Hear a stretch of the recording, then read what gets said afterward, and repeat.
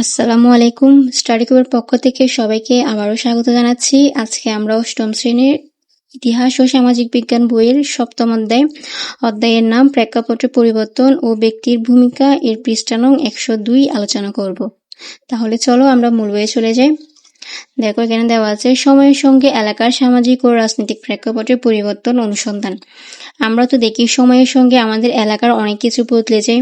চলো এখন আমরা এরকমই একটা বিষয় অনুসন্ধান করি।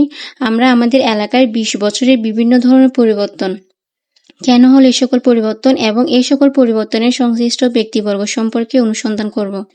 কাজটি করার জন্য আমরা এলাকা ভিত্তিক 5-6 জনের দল তৈরি করে নিচে দেওয়া ছকের মতো করে একটি ছক তৈরি করে নিব।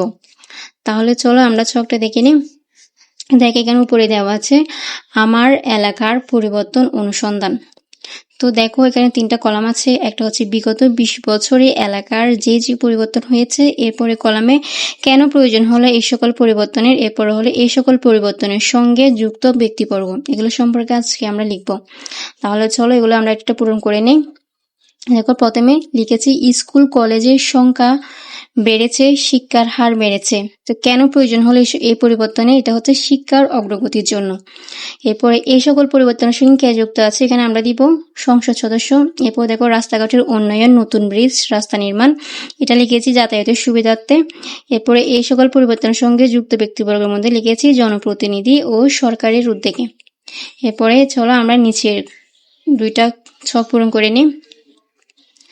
দেখো স্বাস্থ্যসেবা কেন্দ্র ও হাসপাতাল প্রতিষ্ঠা হয়েছে। এরপরে ছকে লিখেছি চিকিৎসা সেবার উন্নয়নের জন্য এটা হয়েছে।